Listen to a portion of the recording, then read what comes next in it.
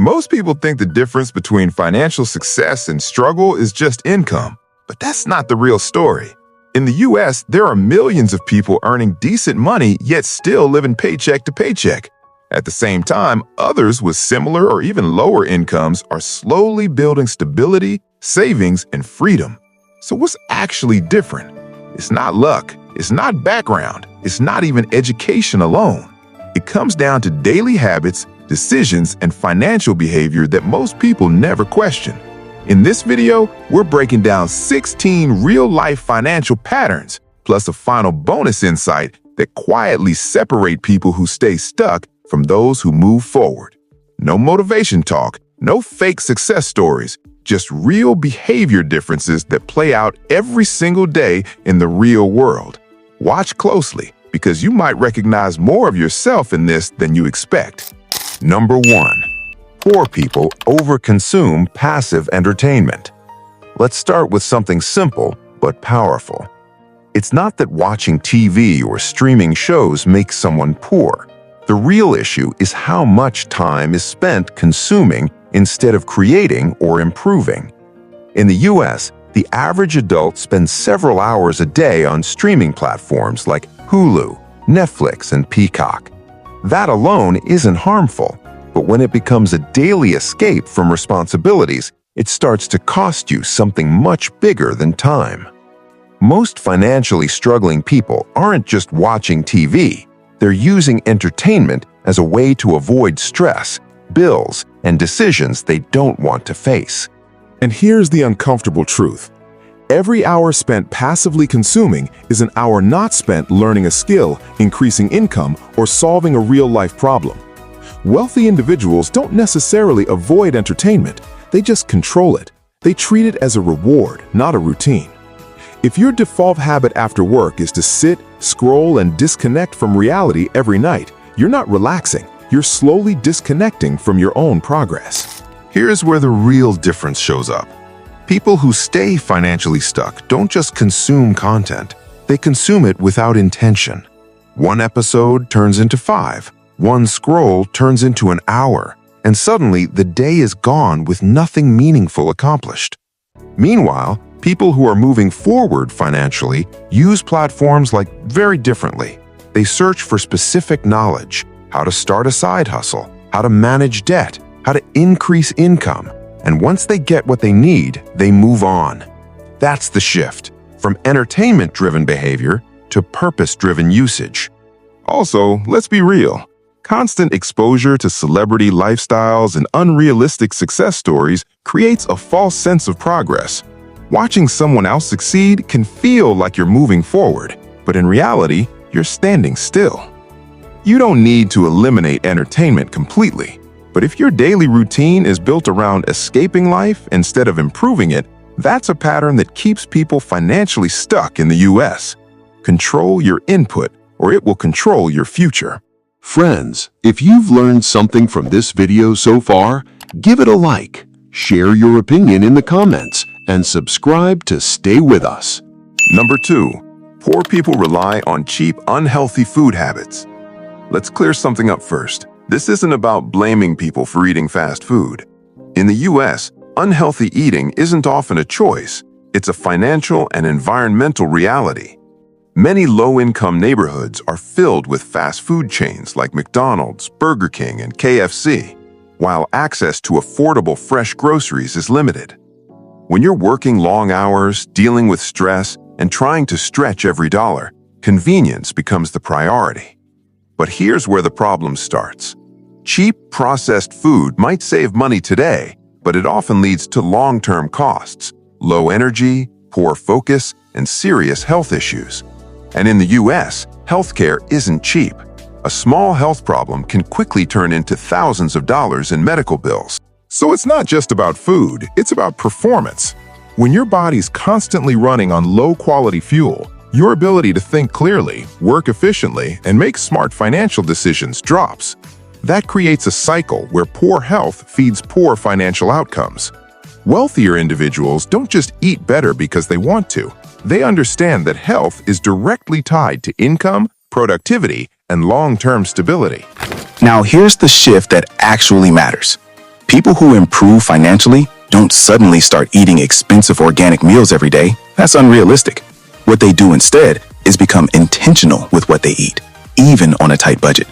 In the US, it's completely possible to eat better without spending a fortune by shopping smarter at places like Walmart or Aldi, buying basic whole foods like rice, eggs, beans, oats, and frozen vegetables. The real difference is planning versus reacting. Financially struggling individuals often make last-minute food decisions, grabbing whatever is fast and available. But people who are moving forward financially tend to plan ahead, cook in batches, and avoid unnecessary daily spending on takeout. And here's something most people ignore. Eating out frequently isn't just a health issue, it's a silent budget killer. Spending $10, $15 a day on fast food might not feel like much, but over a month, that's hundreds of dollars gone. Money that could have been saved, invested, or used to reduce debt. So the goal isn't perfection, it's awareness and control. Because when you improve how you fuel your body, you also improve how you earn, think, and grow. Number 3. Poor people chase discounts instead of value. This one is often misunderstood. Saving money is important, no doubt, but constantly chasing discounts can actually become a financial trap, especially in the US consumer culture. Stores like Walmart, Target, and big events like Friday are designed to make you feel like you're winning by spending less. But here's the reality. You're not saving money if you're buying things you didn't need in the first place. Many financially struggling people make decisions based on price alone, not usefulness or long-term value. A cheap item that breaks quickly or doesn't truly serve a purpose ends up costing more over time. On the other hand, financially stable individuals focus on value over price. They ask, will this last? Will this improve my life or income? Is this necessary right now? This doesn't mean rich people never buy things on sale. It means they don't let discounts control their decisions. Because in the US, marketing is powerful. Limited time offer often creates urgency where none should exist. And when your spending is driven by emotion instead of intention, your money slowly disappears without you even noticing. Here's where this habit quietly damages finances over time. People who struggle financially often focus on short-term savings, while those who build wealth focus on long-term cost. For example, buying a very cheap pair of shoes might feel like a win today, but if it wears out in a few months, you'll have to replace it again and again. In the end, you've spent more than if you had bought one durable, higher quality pair. This is known as the cheap now, expensive later cycle. In the US, this shows up everywhere. Low-quality electronics that break quickly, cheap furniture that doesn't last, discount clothing that loses shape after a few washes. Meanwhile, financially disciplined individuals think differently. They don't ask, how cheap is this? They ask, how long will this serve me? Another key difference is impulse control. Big sales events or constant online deals create a sense of urgency. People feel like if they don't buy now, they're losing an opportunity. But in reality, most of those deals come back again and again. So the real upgrade is this. Stop reacting to prices. Start thinking in terms of value, durability, and necessity. Because wealth isn't built by spending less randomly. It's built by spending smarter, consistently. Number 4. Poor people ignore structured time management. This isn't really about waking up early versus waking up late. The real issue is lack of structure and intentional use of time. In the US, many financially struggling people don't have a clear daily system. They wake up, react to the day, go to work, come home exhausted, and repeat. There's no dedicated time for learning, improving skills, or building additional income streams. It's not always laziness. Often it's mental fatigue and lack of direction. On the other hand, people who move ahead financially tend to design their day with purpose. Whether they wake up early or not, they make sure there is protected time for growth, learning new skills, working on a side hustle, or planning finances. You'll notice many successful figures like or are known for structured routines. Not because early mornings are magical, but because consistency compounds over time. Here's the key difference. Poor time management leads to reactive living. Structured time leads to intentional progress. If your entire day is controlled by work, notifications, and random distractions, you're not managing your life, you're just responding to it. And over time, that keeps people stuck exactly where they are. Now let's talk about what this looks like in real life. People who stay financially stuck often rely on motivation, while those who move forward rely on systems. Motivation comes and goes, especially after a long workday.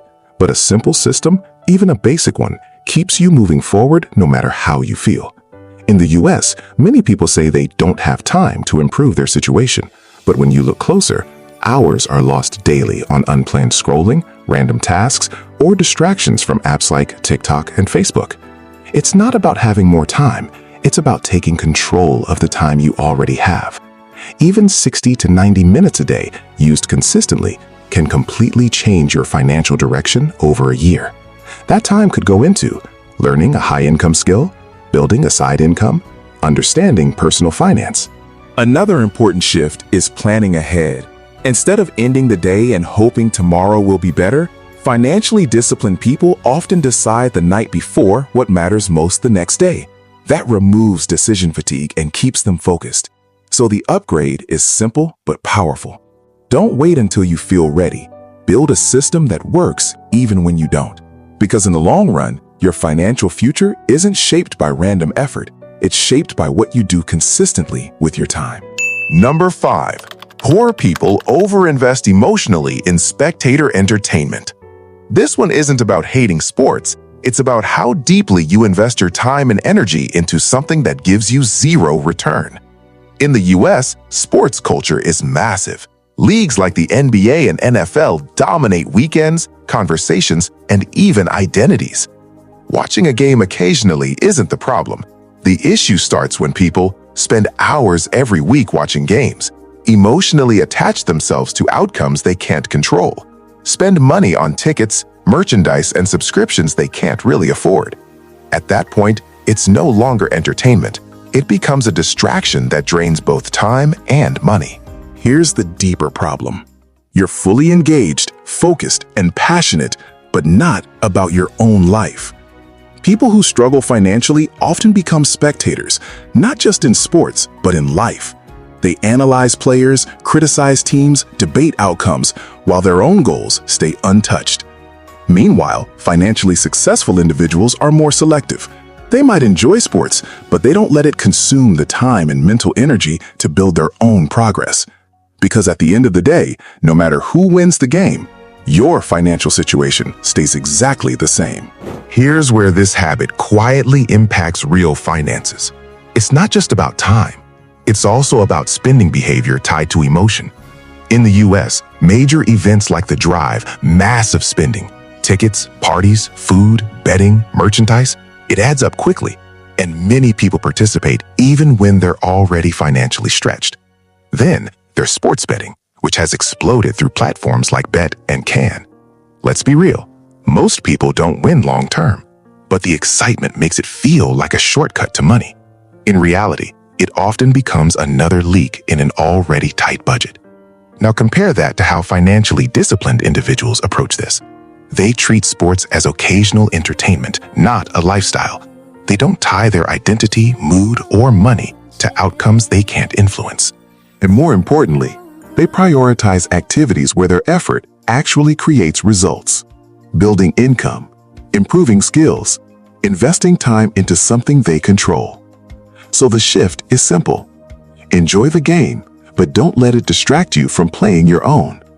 Because while you're watching others compete, your own financial future is still waiting on you to take action. Number 6. Poor people neglect personal hygiene and presentation. About judging people, it's about how small habits affect real-world opportunities. In the US, many jobs, especially in retail, service, and client-facing roles, depend heavily on first impressions. Whether it's a job interview, a customer interaction, or even networking, how you present yourself matters more than most people realize. Neglecting basic hygiene, like regular showers, clean clothes, or overall grooming, can quietly damage your chances without you even knowing why. It's not that someone is lazy. Sometimes it's due to stress, depression, long work hours, or unstable living conditions. But here's the reality. People make decisions fast and often subconsciously.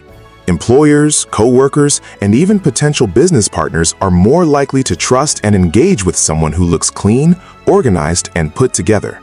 This isn't about expensive fashion or luxury brands. It's about basic self-respect and consistency. Financially disciplined individuals understand that presentation is part of their personal brand. They don't leave it to chance. Because in many situations, especially early in your career, how you show up can directly affect how much you earn. Now, let's connect this to real financial impact. In the US, opportunities often come from people interactions, not just qualifications. You might have the right skills, but if your appearance suggests carelessness, people may hesitate to trust you, hire you, or recommend you. That hesitation can cost you job offers, promotions, client opportunities. And the worst part? You may never even know that was the reason. Here's the important shift. Presentation isn't about impressing people. It's about removing unnecessary barriers.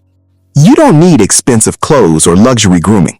Simple habits, clean outfits, basic grooming, and consistency go a long way.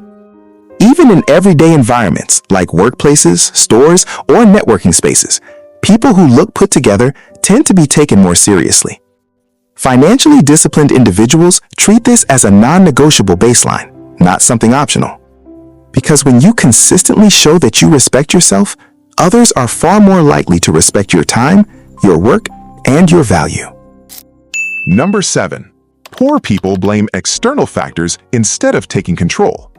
This one needs to be handled carefully because not everything is in your control. In the US, people face real challenges: rising rent, student debt, medical bills, job instability.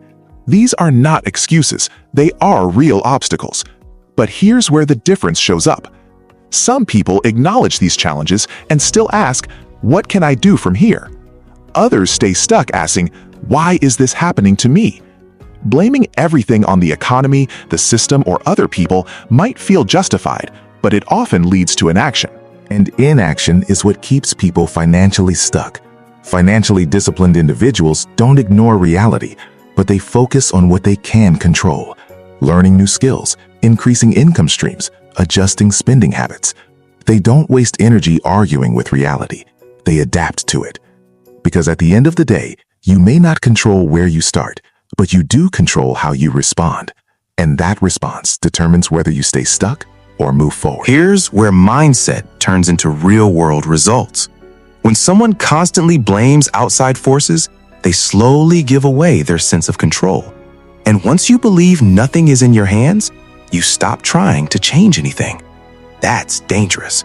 Because in the US, even with all its challenges, there are still opportunities. Online income, skill-based work, remote jobs, small business paths. Platforms like and exist exactly for this reason. But here's the catch. You only see opportunities when you believe action matters. People who move forward financially tend to ask better questions. What skill can I learn next? Where can I earn more? Who can I learn from? Instead of staying stuck in frustration, they shift into problem-solving mode. This doesn't mean ignoring unfair situations. It means refusing to let them define your entire future. So the upgrade is this: replace blame with ownership, even in small steps. Because the moment you take control of even one part of your life, you start breaking out of the cycle that keeps most people stuck. Number 8.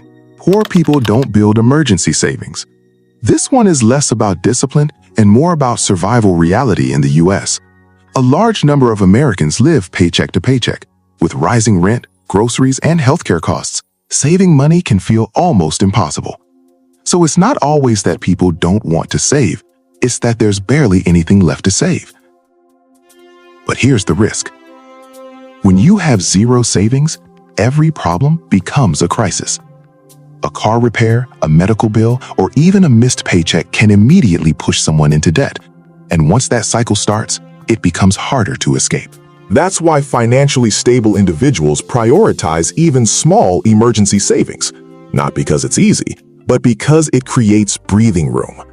Even having $500 to $1,000 set aside can prevent high-interest credit card debt, payday loans, financial panic decisions. And in the US, where unexpected expenses are common, that small buffer can make a huge difference. So the real shift isn't save a lot of money, it's start building a cushion, no matter how small.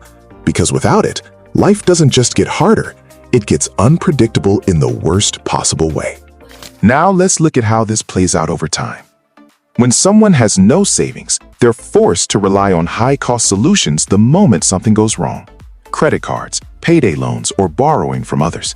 In the US, interest rates on credit cards can be extremely high, turning a small problem into long-term debt.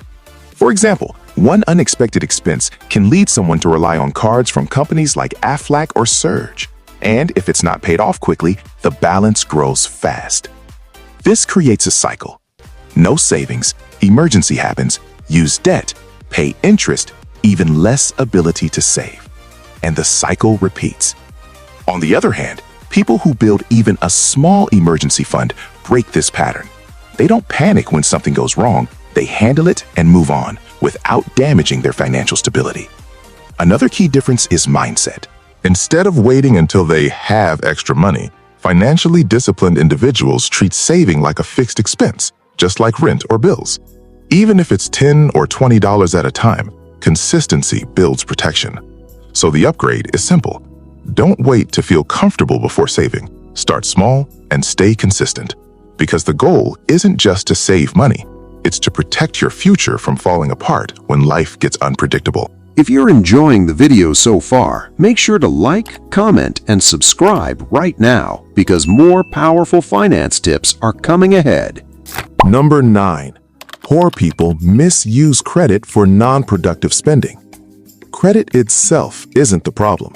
In the US, credit is actually a powerful financial tool. It helps build a credit score, allows flexibility, and can even open doors to better financial opportunities. The problem is how it's used. Many financially struggling individuals rely on credit cards for things that don't generate any return, like expensive gadgets, clothing, or lifestyle upgrades. Cards from companies like Lavelle or Finn make it incredibly easy to spend money you don't currently have. And that's where things start to go wrong. When you use credit for consumption instead of growth, you're borrowing from your future without creating a way to pay it back. Minimum payments make it feel manageable, but interest quietly builds in the background. Over time, what seemed like a small purchase becomes a long-term financial burden. Financially disciplined individuals approach credit differently. They don't ask, "Can I afford the monthly payment?" They ask, "Will this decision improve my financial position?" Because in the long run, credit should be a tool, not a trap. Here's where this habit becomes dangerous. In the US, credit systems are designed to feel easy. You swipe, tap, or click, and the purchase is done.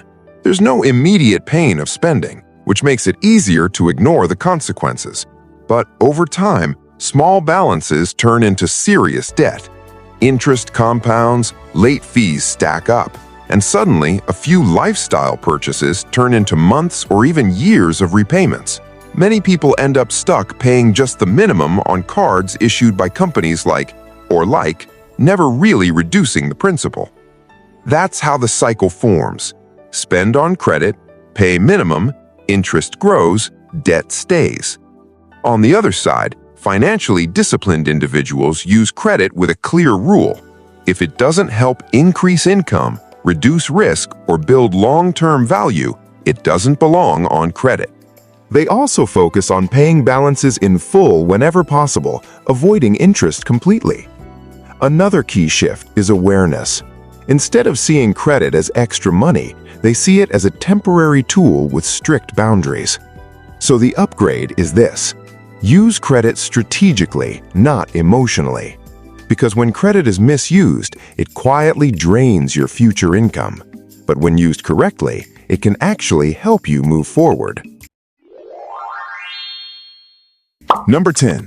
Poor people start families without financial stability. This is a sensitive topic, so let's be real, not judgmental. Having kids isn't a mistake.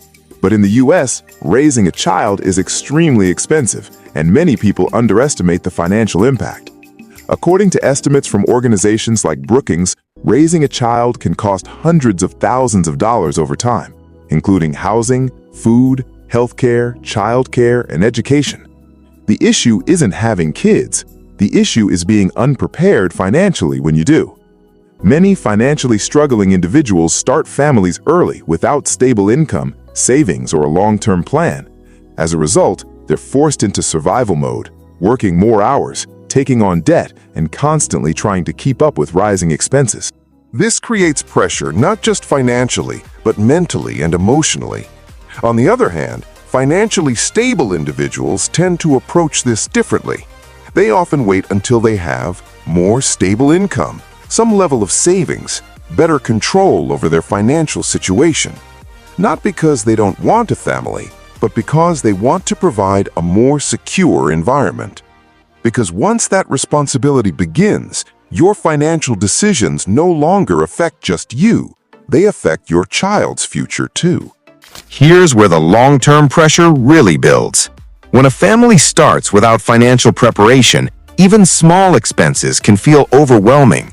Things like childcare, school supplies, medical visits, and housing upgrades become constant stress points. In many U.S. households, this pressure leads to more debt and less flexibility over time. And once debt becomes part of the monthly reality, it's harder to invest in anything else, like education, career growth, or savings. That's how the cycle continues. Early financial strain, limited growth, continued financial strain. Meanwhile, financially stable individuals don't just think about starting a family, they think about sustaining one long-term. That includes planning for emergencies, education costs, and even future opportunities for their children.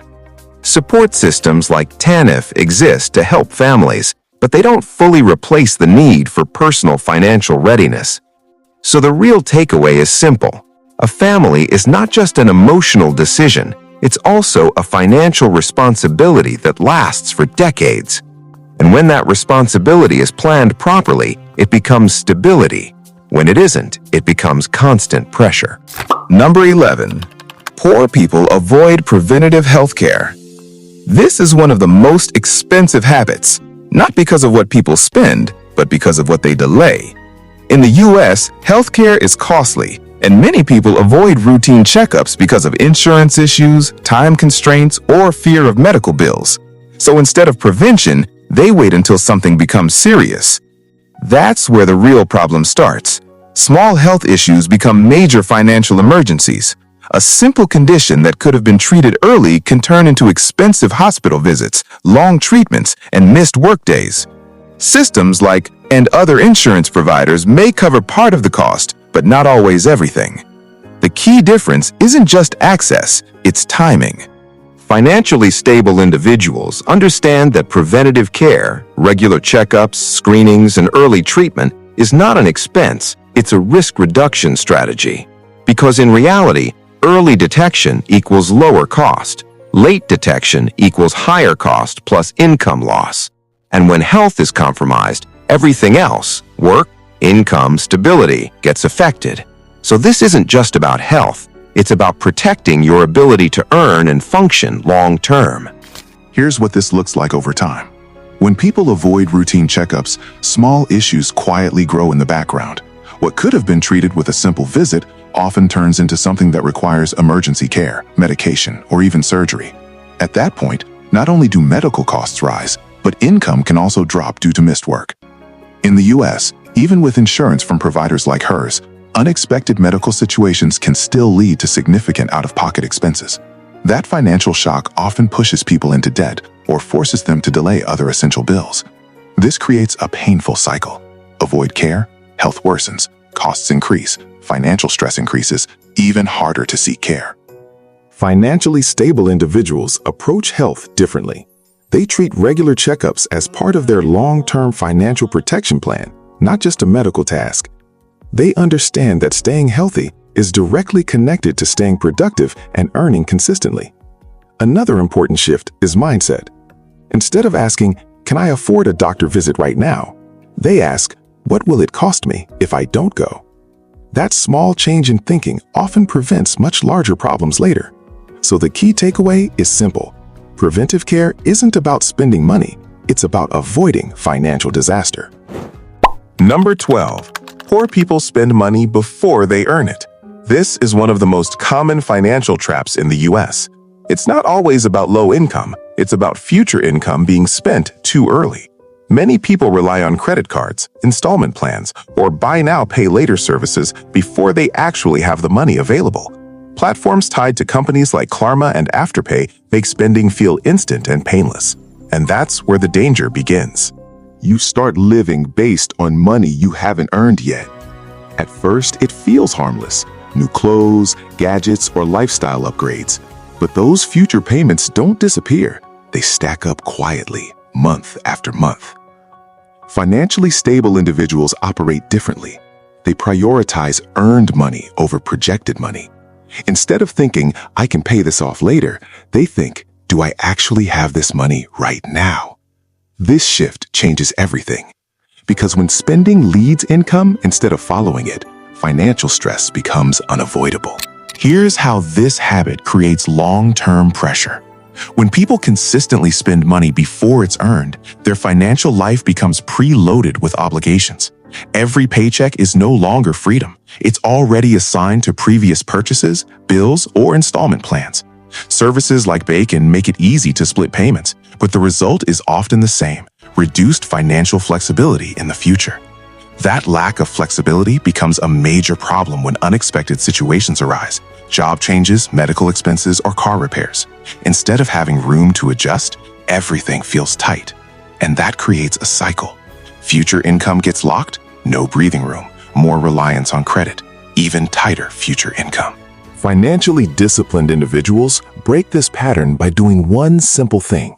They delay non-essential spending until the money is already in hand.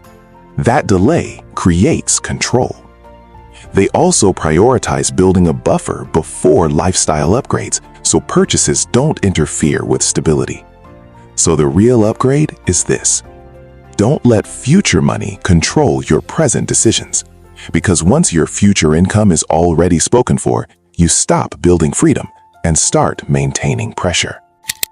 Number 13. Poor people isolate themselves instead of building growth networks. This isn't about rich friends versus poor friends in a shallow way.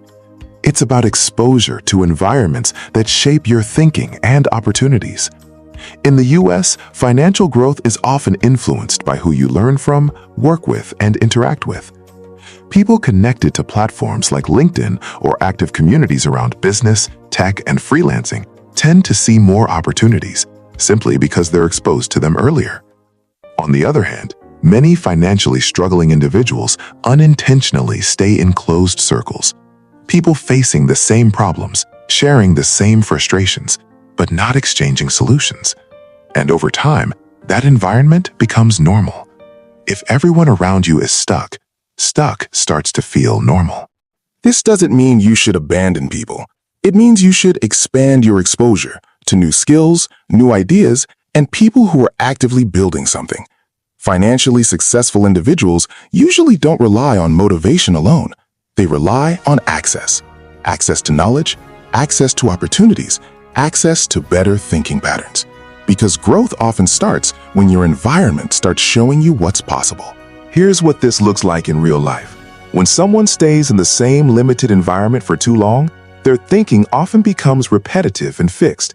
They hear the same frustrations, the same limitations, and the same stories about why things can't change. Over time, that shapes what they believe is possible. Meanwhile, people who grow financially often make a simple shift. They start adding new environments into their life, not replacing their entire circle. That could mean joining skill-based communities, connecting with professionals through learning from online creators, mentors, or industry groups. The key difference is exposure. Because when you see people solving problems instead of just discussing them, your mindset naturally expands. Another important point: growth doesn't always come from advice. It often comes from observation.